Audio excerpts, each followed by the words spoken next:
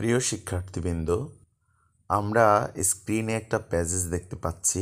আমাদের পরীক্ষায় এই ধরনের একটা প্যাজেজ আসবে। এই প্যাজেজ থেকে আমাদেরকে সামারি মেক করতে হবে। তবে তোমাদের মনে রাখতে হবে, সামারি মেকিংয়ে প্যাজেজ থেকে হুবহু কোনো কিছু নকল করা যাবে না বা প্রেজেন্ট করা যাবে না। তাহলে কি করতে হবে? প্যাজেজ থেকেই লিখব, কিন্তু স্লাইটলি এদিক সেদিক করে দিব।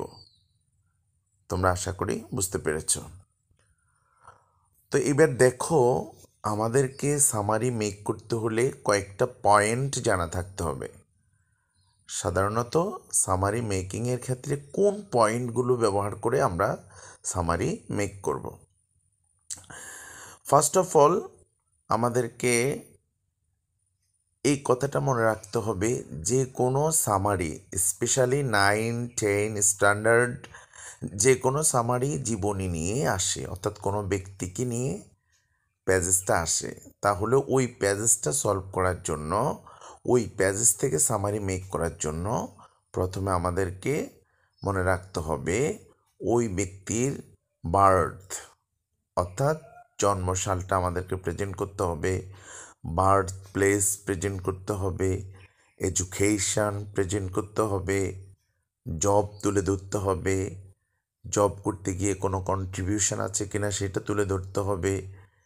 এবার এই কন্ট্রিবিউশনের জন্য তার কোনো অ্যাওয়ার্ডস আছে কিনা এটা তুলে ধরতে হবে।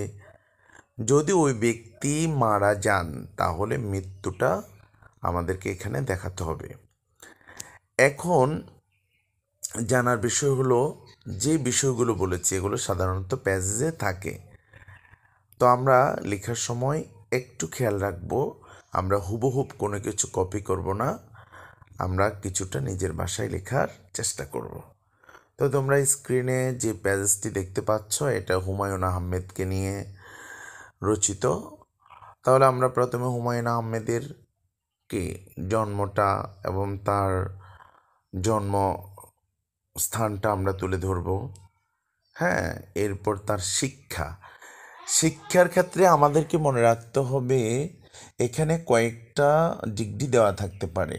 আমরা শিক্ষার ক্ষেত্রে সর্বশেষ ডিগ্রিটাকে আমরা কি করব? কাউন্ট করব।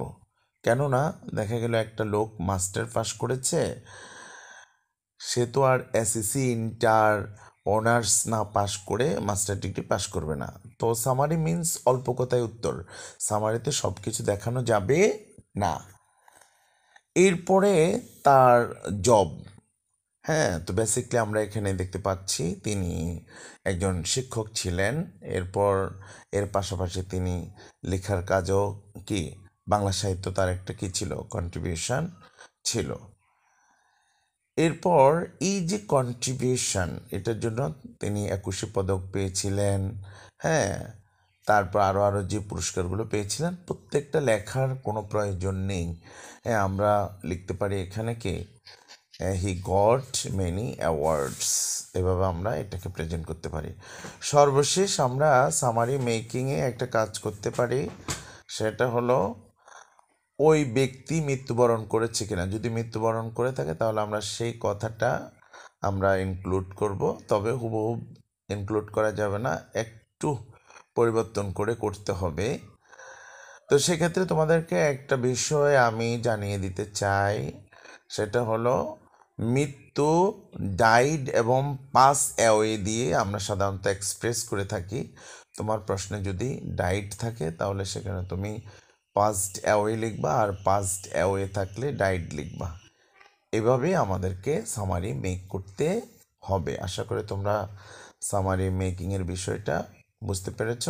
তো নিচে আমি হুমায়ুন আহমেদ সম্পর্কে সামারি মেক করে স্ক্রিনে দিচ্ছি, তোমরা সংগ্রহ করে নাও। ধন্যবাদ সবাইকে।